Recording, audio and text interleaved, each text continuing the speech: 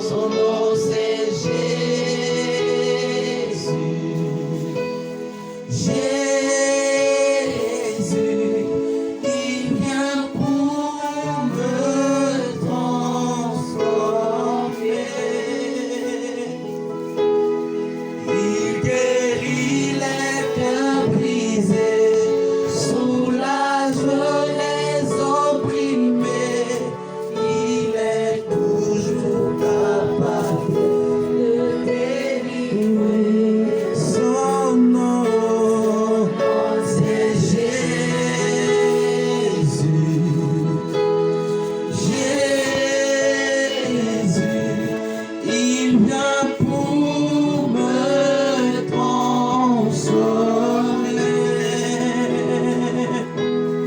Il guérit les cœurs brisés, soulage les opprimés.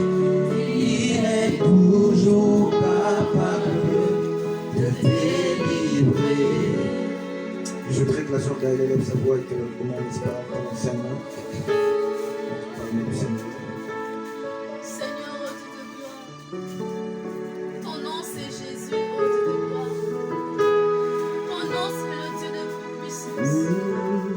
Toi qui as fait les cieux et la terre, au Dieu de gloire.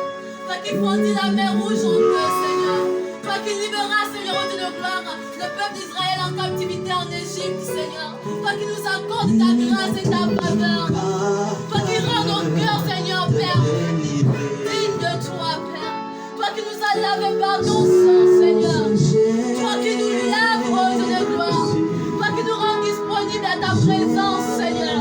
Je te recommande encore, Seigneur, ô Dieu, ce Père, ce moment entre tes mains, ô Dieu de gloire. Je te recommande encore, Père, Seigneur, cette parole entre tes mains, Père. Que tu viennes nous consoler ce matin, ô Dieu de gloire. Que tu viennes nous transformer ce matin, Père. Que tu nous emmènes vers toi ce matin.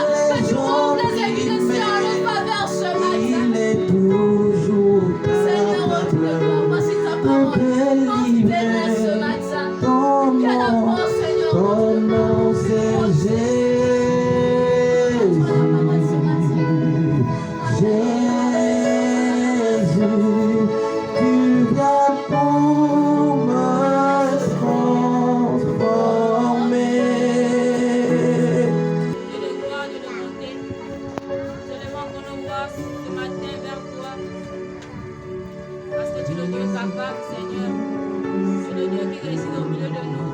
Ta parole déclare là où deux ou trois personnes s'assemblent à ton nom, tu es bien. Nous bénissons ta présence en ce lieu, Seigneur. Nous bénissons ta fidélité, Seigneur, mon Dieu, mon roi. Toi, le Dieu fidèle, Seigneur Jésus-Christ, Dieu de puissance. Nous voulons encore que tu sois présent, Seigneur, ce matin. Nous voulons que ta puissance se manifeste encore ce matin, Seigneur. Nous avons besoin de ton toucher ce matin, Jésus. Viens encore guérir un cœur brisé ce matin. Viens encore guérir un affligé ce matin, Jésus. Dieu de gloire, Dieu de bonté, Dieu de puissance. Viens encore te manifester sur chacun de nous ce matin. Te recommandons la parole ce matin, Seigneur, mon Dieu, mon roi. À travers cette parole, Seigneur, nous voulons voir ta manifestation. Dieu de gloire, Dieu de bonté, nous bénissons ta présence en ce lieu. Sois exalté, sois loué au nom puissant de Jésus. Je souhaiterais que la sœur Laura, Amen. la sœur Laura élève sa voix. Seigneur, nous te bénissons, nous te rendons toute la gloire car tu es Dieu. Merci encore pour ce temps que nous avons encore passé dans ta présence, dans l'adoration, Seigneur. Nous t'élevons, nous te rendons toute la gloire car tu es digne. Nous t'élevons au-dessus des cieux car tu es digne d'être élevé. Saint, Saint, Saint, l'Éternel des armées, le Dieu qui règne. Oh Père éternel, nous t'élevons, nous te rendons toute la gloire car tu es digne d'être élevé. Reçois la louange, reçois l'adoration, Père éternel. Manifeste encore ta puissance au milieu de nous. Père éternel, parle encore à travers ton serviteur ce matin, car tu es le Dieu qui parle, Père éternel. Oh Dieu de gloire, merci pour ta grâce qui abonde encore sur nous ce matin. Alors sur ce, je viens encore te bénir, te rendre toute la gloire. Dans le nom de Jésus. Amen. Amen. Est-ce qu'on peut acclamer le Seigneur?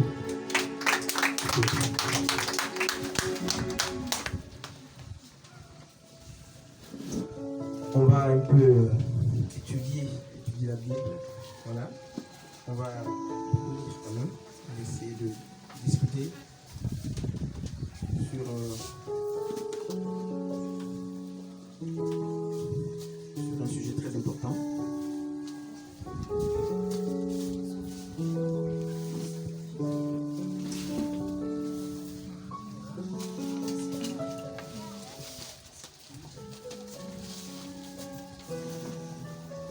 Voilà, donc je souhaiterais que ceux qui ont apporté les cahiers ou les feuilles prennent les notes parce que c'est un enseignement particulier. Voilà.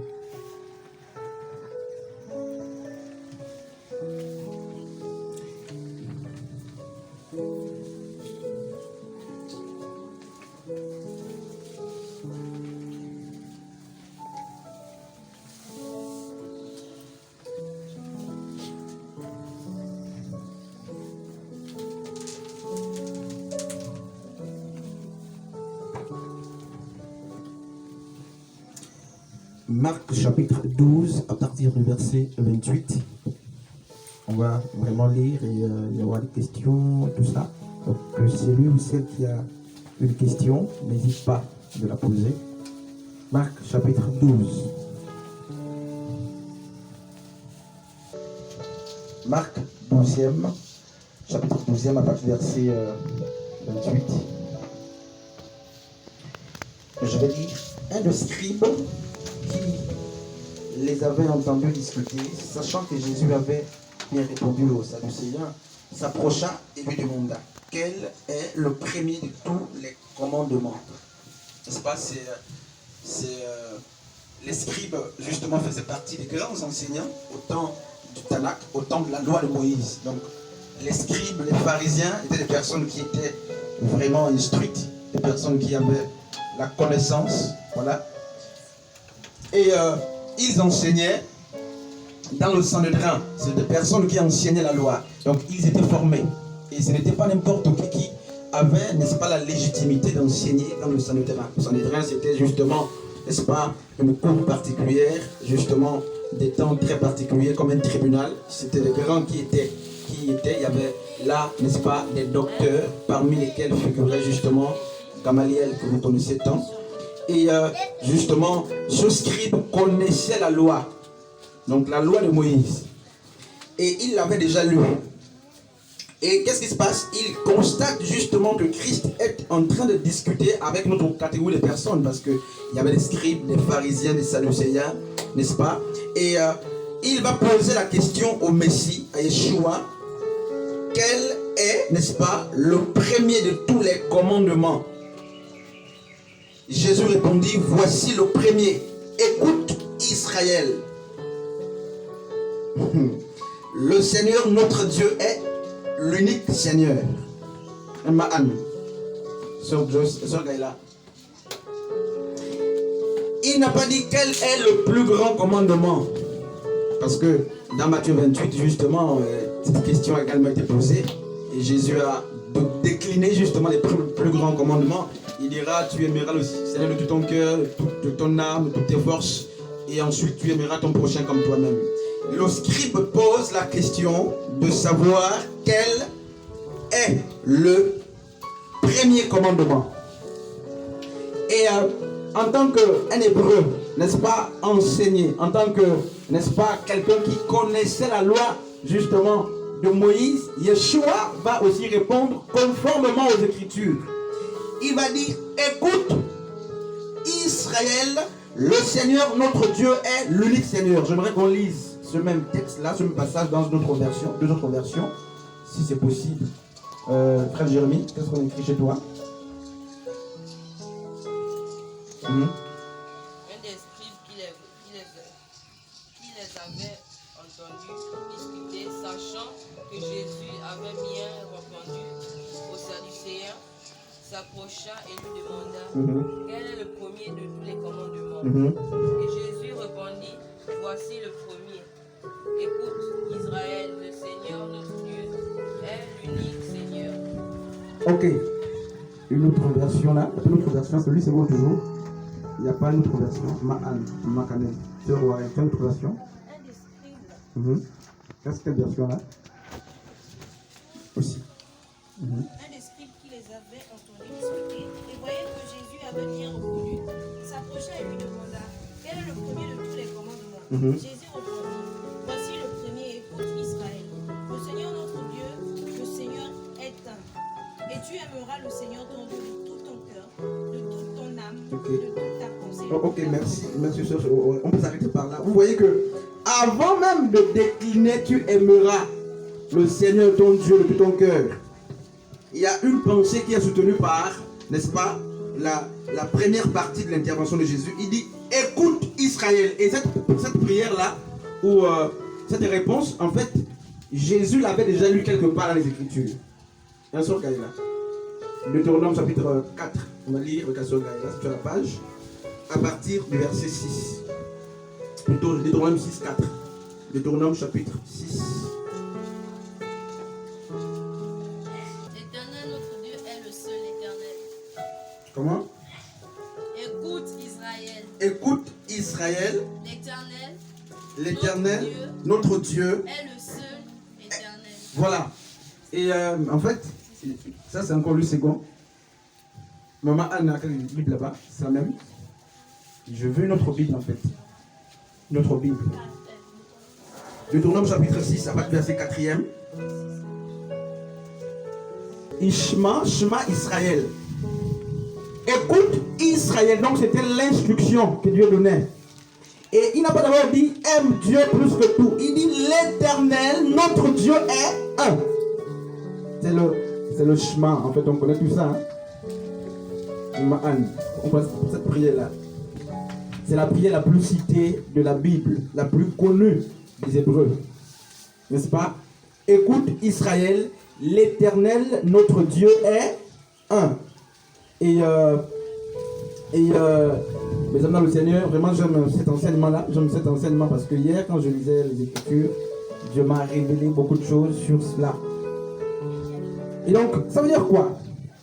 Ça veut dire qu'avant que Jésus ne demande aux scribes justement d'aimer Dieu de tout son cœur, d'aimer Dieu plus que toute chose, il dit, il faut que ceux qui veulent arriver là, ceux qui veulent aimer Dieu de toute leur force, sachent que Dieu est d'abord un.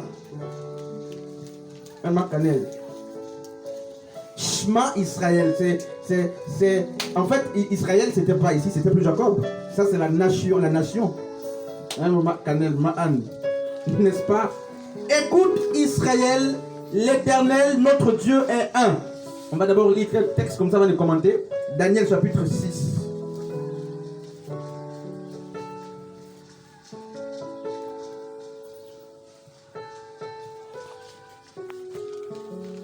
Il séduira par des flatteries, des traîtres, des dons de l'alliance, mais le peuple de ceux qui connaissent leur Dieu. Le peuple de ceux qui connaîtront leur Dieu agiront avec fermeté. Amen. Ça, c'est une prophétie. En fait, j'ai toujours l'habitude de dire que la première personne qui a eu le privilège de recevoir, n'est-ce pas, les événements qui auront lieu à la fin du temps ou à la fin du monde, c'est justement Daniel. C'est pas Jean. Daniel est la première personne qui a reçu l'Apocalypse, c'est-à-dire, n'est-ce pas, les signes des derniers temps. Daniel reçoit, et justement, là, ils étaient en captivité à Babylone. Daniel était un prophète du Seigneur, très habile, très intelligent. Il avait même résisté, n'est-ce pas, au roi Nebuchadnezzar qui avait dressé la statue. Et qu'est-ce qu'il dit? Il reçoit ici, c'est quoi? C'est une prophétie qu'il reçoit. Il nous montre ce qui va se passer, n'est-ce pas, dans les derniers temps. Le temple sera profané. Ça, c'est vrai, d'une manière pratique. Et il faisait allusion d'abord au temple, justement, parce que le temple d'Israël qui est détruit va être rebâti. N'est-ce pas? Mais d'une manière prophétique, il parle de l'homme. Donc, l'homme qui constitue justement le temple de Dieu sera profané. Et qu'est-ce qu'il dit plus loin? C'est la partie que j'aime le plus. Il dit ceux du peuple qui connaîtront leur Dieu. Ceux du peuple qui connaîtront leur Dieu agiront avec fermeté. C'est quoi la fermeté sur là? Daniel dit les persécutions viendront, les tribulations auront lieu. Mais ceux qui tiendront ferme, c'est ceux qui connaîtront Dieu. Ceux qui connaîtront Dieu. Pas de personnes, justement, à qui on a prêché l'évangile. Ceux-là ne tiennent pas ferme. Pas de personnes qui ont connu Christ parce que c'était l'influence coloniale. Non. Il dit, lorsque le temps apocalyptique arrivera, lorsque le temple sera profané, ceux qui tiendront, n'est-ce pas, ceux qui résisteront sont ceux qui auront connu Dieu, c'est-à-dire ceux qui auront ce jour-là la révélation de Dieu. Oui. Sœur Warren. Il est le seul. Oui. Quelqu'un n'a pas quelque chose à dire là? Voilà. On sait dire que le Père, le Fils et le Saint-Esprit, c'est la même personne. C'est le elle là, il est seul, il est unique, là, le seul sur la terre. Ok, frère Jérémie.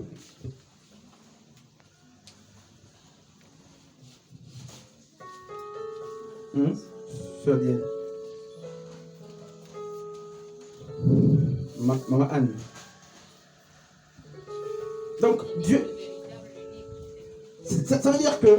En fait, c'est ça. Tout ça, c'est juste. Mais en fait, ça veut dire que Dieu est indivisible. Indivisible. Emma Canel, Ma Anne. Ça veut dire que Dieu est indivisible, impartageable. N'est-ce pas? C'est-à-dire qu'on ne peut pas séparer Dieu. Donc, le chemin, la prière la plus connue, n'est-ce pas, des Hébreux, était une prophétie qui, justement, nous avertissait par rapport à la doctrine de la Trinité.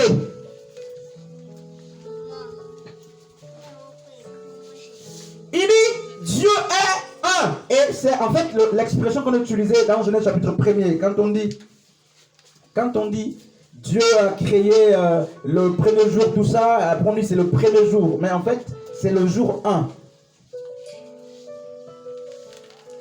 Et Sœur Gaëla, on parle quelque part en fait. Et Maman Anne. Et remarquez Genèse chapitre 1er, on va le lire là-bas aussi. Au commencement, Dieu créa les cieux et la terre. N'est-ce pas? Et quelqu'un peut nous prendre Colossiens chapitre 1er à partir du verset 16. Je lis le Genèse chapitre 1er. Au commencement, Dieu créa les cieux et la terre. La terre était informe et vide. Il y avait des ténèbres à la surface de l'abîme. Et l'Esprit de Dieu se mouvait au-dessus des eaux. Dieu dit que la lumière soit, et la lumière fut. Dieu dit que la lumière était bonne, et Dieu sépara la lumière d'avec les ténèbres. Dieu appela la lumière jour, et il appela les ténèbres nuit. Ainsi, il eut un soir. N'est-ce pas? Il y eut quoi? Un soir. Il y eut un soir. Il y eut un matin. Ce fut le premier jour. N'est-ce pas? Donc, en fait, le jour 1. On va s'arrêter par là. On dit quoi? Au verset 1er. Au commencement, Dieu créa les cieux et la terre. Colossiens chapitre 1 à partir du verset 16.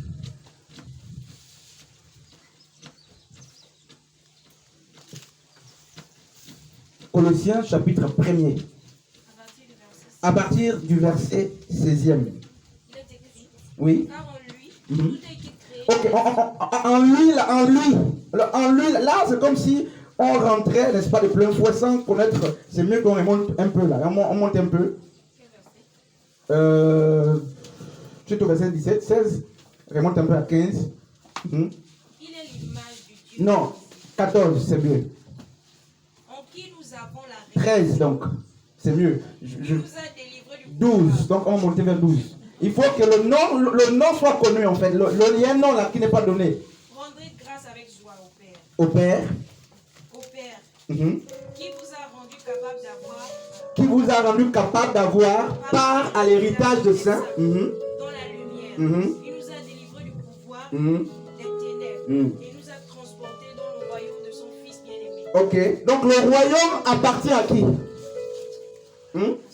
Ok, Rélie. Continue la lecture s'il te plaît.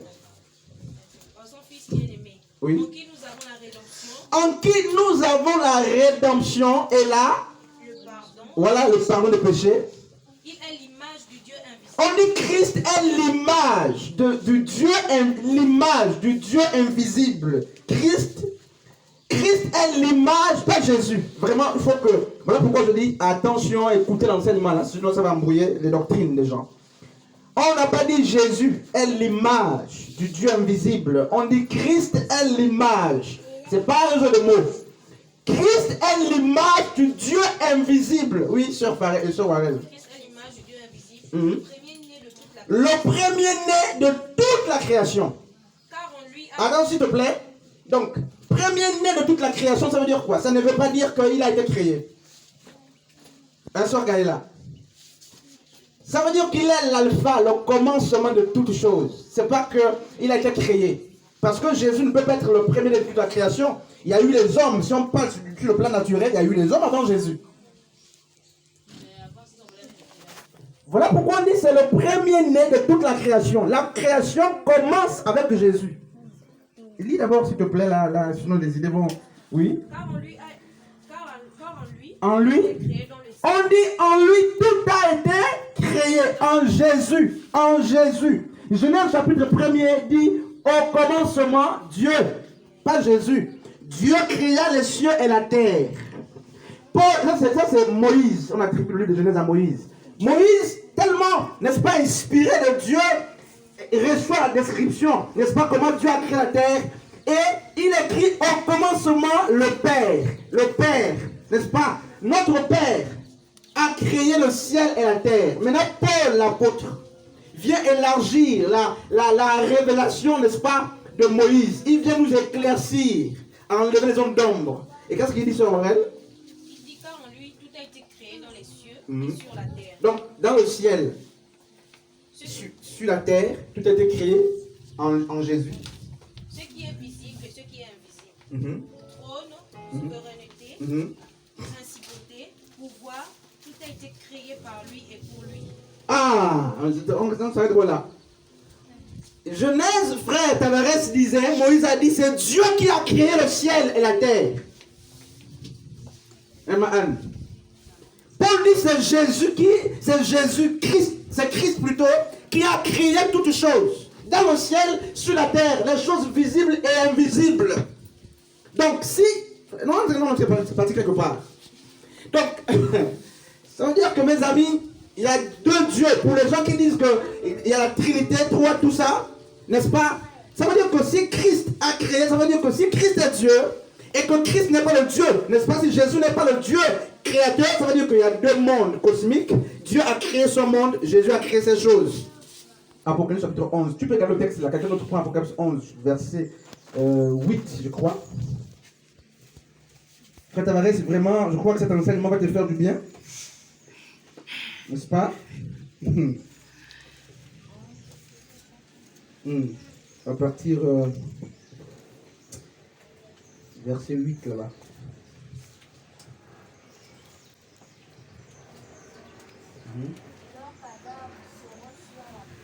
C'est où tu es, Apocalypse? Vas-y.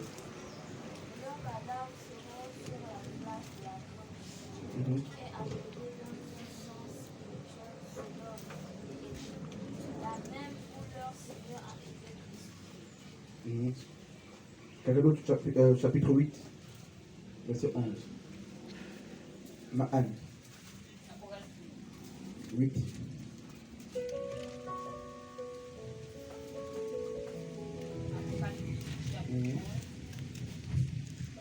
Le nom des 7 étoiles est absinthe. Le tiers des eaux fut changé en absinthe. Et beaucoup d'hommes moururent par les eaux parce qu'elles étaient devenues amères. Ok. Quelqu'un d'autre nous prend Jacques chapitre 2 à partir du verset 19.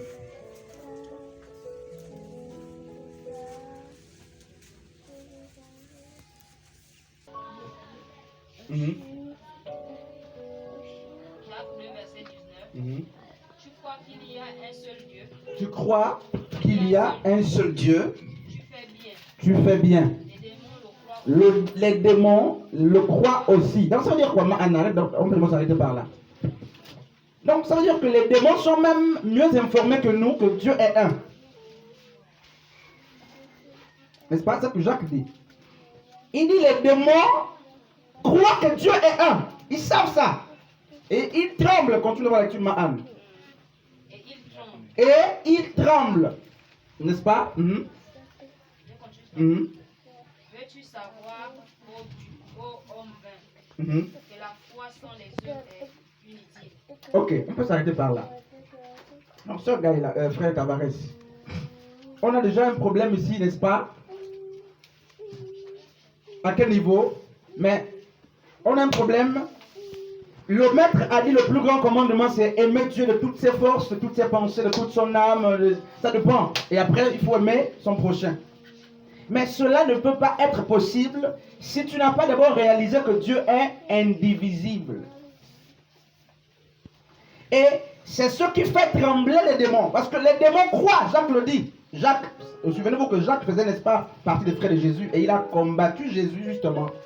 Et c'est après la résurrection de Jésus-Christ que Jacques a eu l'illumination. Et là, il ne s'adresse pas aux nations parce que c'est Paul qui s'adressait aux païens. Les Jacques s'adressaient aux juifs.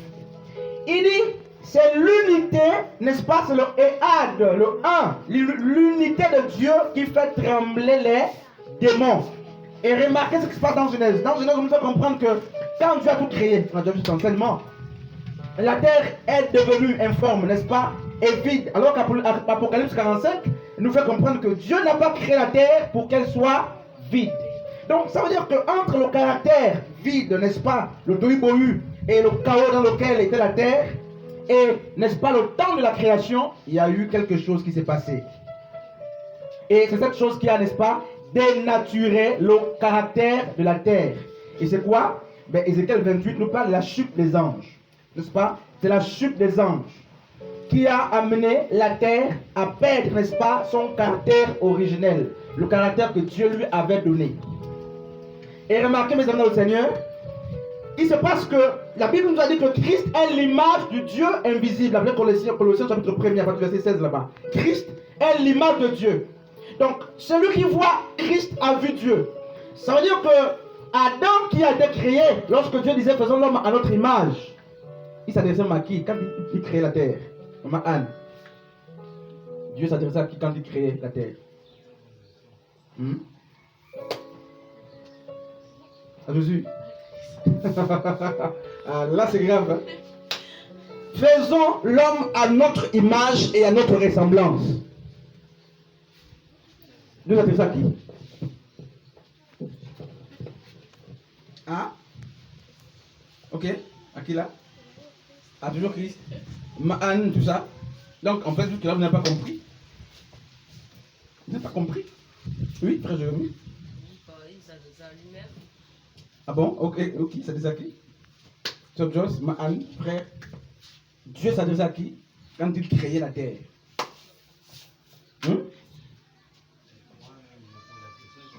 Il s'adressait à qui? C'est ce que je vous demande. Il s'adressait aux anges. Quand il créait, il était entre les anges. Bien sûr. Est-ce que les anges sont à l'image de Christ? Mais bien sûr. Il s'adressait aux anges.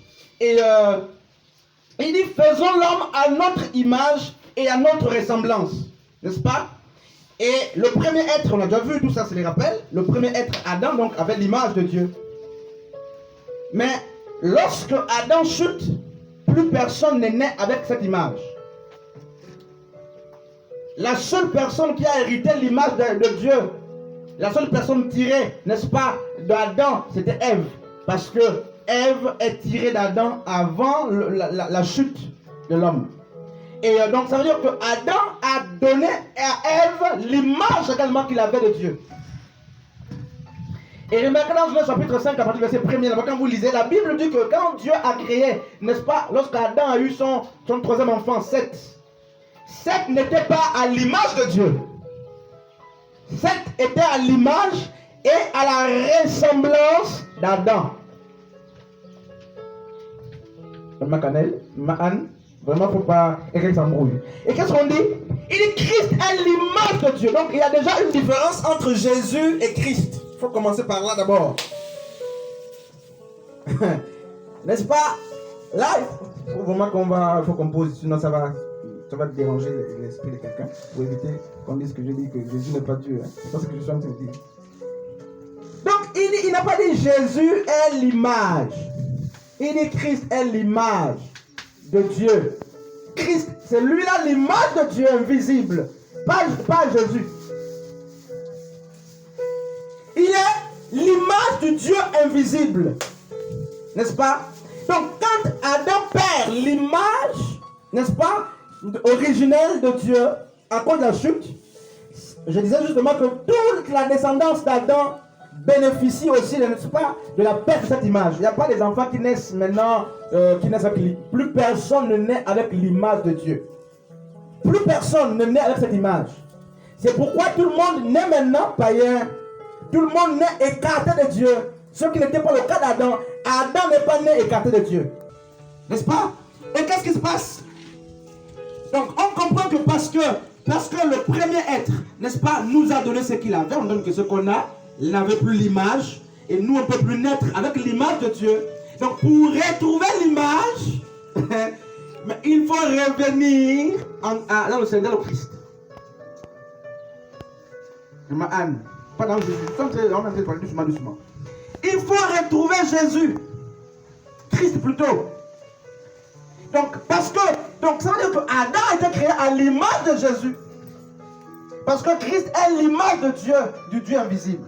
Donc si Adam était créé à l'image de Dieu, alors que Christ est l'image de Dieu, donc Adam avait l'image de Jésus. Comment Macané? Non, il faut poser, il faut être calme. Et qu'est-ce qui se passe? On nous dit, Shema, écoute, Dieu est indivisible. N'est-ce pas? Et les démons le savent. Malgré qu'ils le savent, ils nous ont amené la Trinité.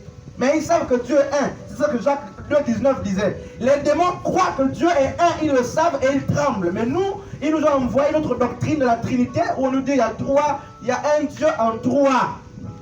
Où il y a Dieu, c'est Dieu, je ne sais pas comment vous dites ça là. Dieu est 3, n'est-ce pas? 3 fois 5, comme beaucoup le disent là. C'est complètement illusoire. Dieu n'est pas 3 fois 5, Dieu est infiniment saint.